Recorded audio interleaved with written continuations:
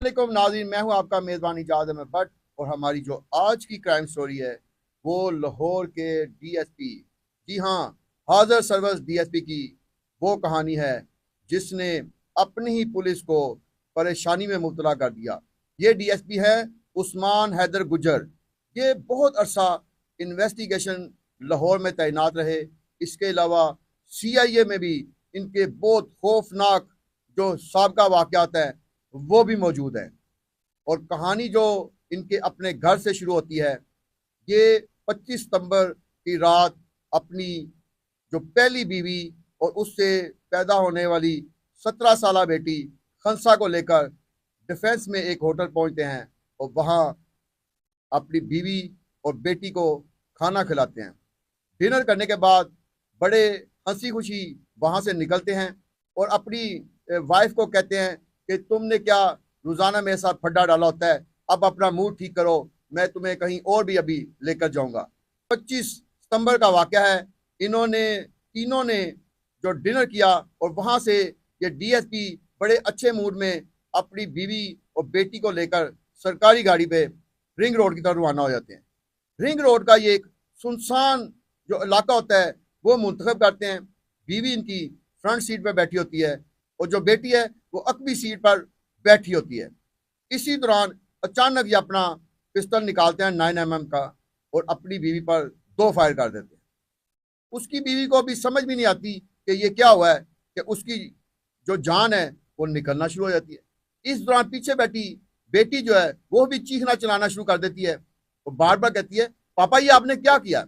अभी वो बेटी पूरी तरह वाकये को समझ भी नहीं पाई कि इसके वालिद जो हाज़र सर्विस डीएसपी है उस्मान हैदर, उसने अपनी सगी बेटी को 2 गोलियां मार दी और बेटी भी थोड़ी देर के बाद ठंडी हो गई।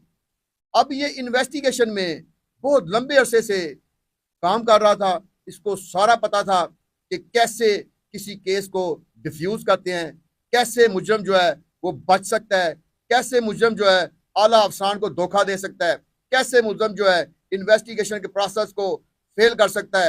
ये सारे प्रोसेस में से कई अरसे से खुद भी गुजर रहा था। 10-15 साल से जायद इसकी इन्वेस्टिगेशन की ड्यूटी थी। इसने पूरी प्लानिंग पहले से कर रखी थी। इसने अपनी बेटी और बीवी की लाशों को लिया और रिंग रोड के रास्ते पहले इसने कान्हा से दूर जाने के लिए और कसूर के इलाके में जाने के लिए अपनी गाड़ी वहां लेकर गया। वहां इसने गंदे नाले में अपनी नौजवान बेटी की लाश को फेंक दिया। अब इसने ये समझा कि ये लाहौर की हदूद से लाश बाहर चली गई है और इसलिए ये कसूर पुलिस के हत्थे चढ़ेगी लाश, तो ये केस कसूर में चला जाएगा और किसी को पता नहीं चलेगा। अब दूसरी डेड बॉडी अपनी बीवी की लेके ये फिरोजवाला की तरफ से शेखपुरा की तरफ रवाना हो गया। जब इसने देखा कि यहाँ से भी मैं लाहौर की हदूद से बाहर निकल गया हूँ, तो इसने अपनी बीवी जो है उसकी लाश को भी ठिकाने लगा दिया। अब यहाँ ही इसकी प्लानिंग खत्म नहीं हुई। उसके बाद ये रवाना हुआ और ये अपनी गाड़ी लेकर गया। इसने पहले अपनी गाड़ी वॉश की या किसी से करवाई, ये भी अभी मामा इसने बताना है खुद ही। उसके बाद इसने क्या किया कि पोशिश जो है वो लेदर के तब्दील कराए। पहले पोशिश के ऊपर दूसरी पोशिश करवाई क्योंकि उसके ऊपर खून के धब्बे लगे हुए थे। गाड़ी धुल तो गई थी लेकिन सीटों पे से, क्योंकि कपड़े के वो सीटें थी तो नीचे फोम तक खून चला गया था, तो इसको चेंज कराना भी जरूरी था। तो इसने उसकी पोशिश तब्दील कराई। इतना कुछ करने के बाद ये बड़ा मुतमिन होके घर वापस आ गया। एक डीएसपी अपनी बीवी को कत्ल करता है, अपनी बेटी को कत्ल करता है और हवास इतने कायम रहते हैं कि उसके बाद 1-2 दिन आराम करने के बाद ये ऑफिस भी चला जाता है, ये वर्दी भी पहन लेता है और वहां जाके डीएसपी ने रोजाना 60-70 केसेस सुनने होते हैं। ये सारे अपने सर्कल के केसेस भी सुन रहा है, उनमें फैसले भी दे रहा है और जरा किसी को शक नहीं होने दे रहा। शक कैसे पैदा हुआ? इसकी जो बीवी है सुमैया, उसकी एक बहन है तहमीना शौकत, उसकी बेटी ने बाहर जाना था।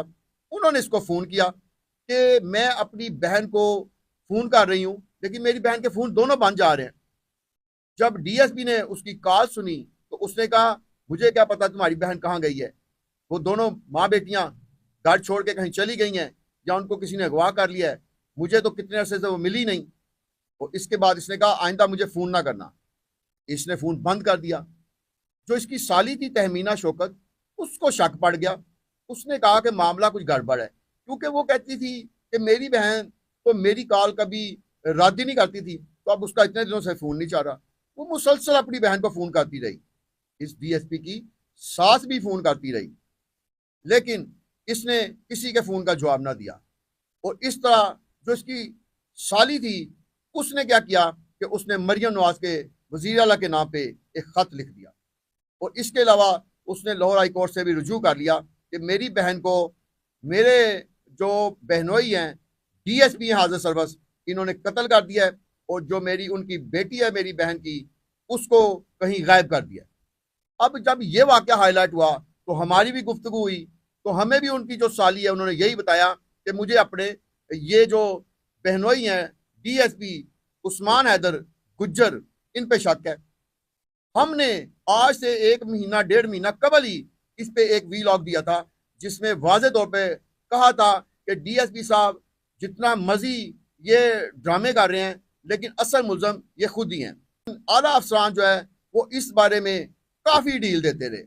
हमारी 1-2 डीएसपी से बात भी हुई कि आपको इनके बॉडी लैंग्वेज में कोई फ़र्क नज़र आया? इनकी गुफ्तगू के दौरान कभी ये ख्यालात में गुम होते हैं, कभी अपनी ऐसा जेस्चर दिया कि जिससे लगे कि इनको अपनी वो जो जुर्म है वो कचौके लगा रहा है। लेकिन सारे डीएसपी यही कहते थे कि नहीं यार, उस्मान हैदर तो हमें बिल्कुल मुतमिन नजर आता है। और एक रिटायर्ड डीएसपी हैं ज़हीरुद्दीन बाबर, उन्होंने तो अपना खुल के बयान किया कि जी ये मुल्ज़म नहीं है, इस पे जो है ना मीडिया वाले वैसे तनकीद कर रहे हैं। अब ज़हीरुद्दीन बाबर साहब ने भी कह दिया है कि मेरी जो इनके बारे में राय थी वो गलत थी। अब ये सारी जो राय क्यों कायम हो रही थी?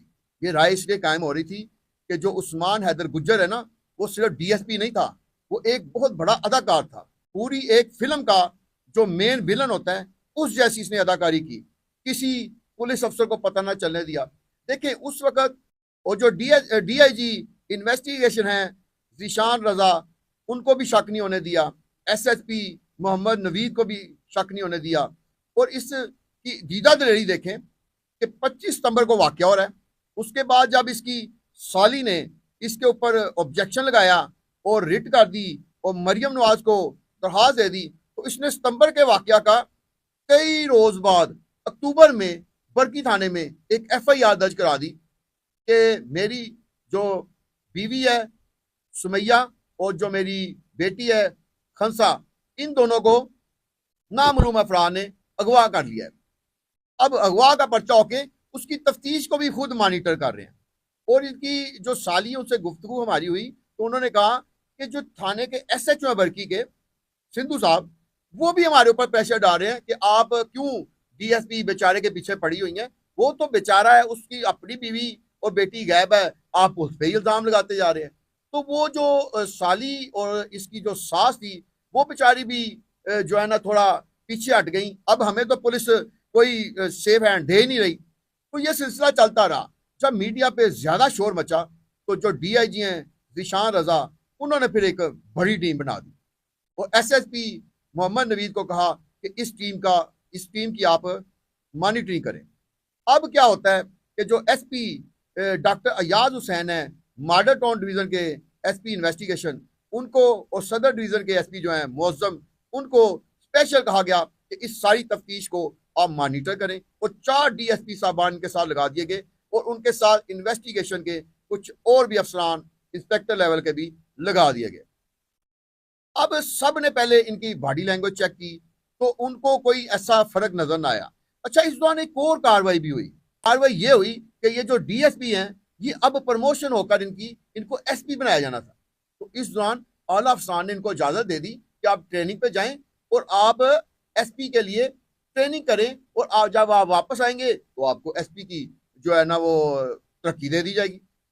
एक बंदा जिसने अपनी बीवी कत्ल की है, अपनी बेटी कत्ल की है, वो बड़ा मुतमिन होके, क्योंकि उसने सोचा कि सारे सबूत तो मैंने ज़ाया कर दिए। जब सारे सबूत ज़ाया कर दिए, आला अफसरान को मेरे ऊपर शक नहीं पड़ा। जो मुतलका जो इसका पर्चा जो इसने खुद दर्ज करवाया था बरकी थाने में, उसका इन्वेस्टिगेशन अफसर जो है वो इसको सर कह रहा था। अब इसने कहा कि सारा कुछ तो मैंने मॉनिटर कर लिया है, तो बड़े आराम से ये अपनी ट्रेनिंग करने के लिए साला रवाना हो जाता है, वहां ट्रेनिंग करता है। हम हैरान हैं कि ट्रेनिंग के दौरान जब रात को ये अपने बेड पे लेटता था तो क्या इसको अपनी बीवी याद नहीं आती थी? क्या इसको अपनी नौजवान बच्ची याद नहीं आती थी? कैसे दर्दनाक तरीके से इसने गोलियां मारी, उनकी लाशों को ठिकाने लगाया, वो लाशें भी ऐसी जगह पे फेंकी, गंदे नाले में। एक चलो बीवी के साथ तो आपका झगड़ा हो रहा था, बेटी बेचारी का क्या कसूर था?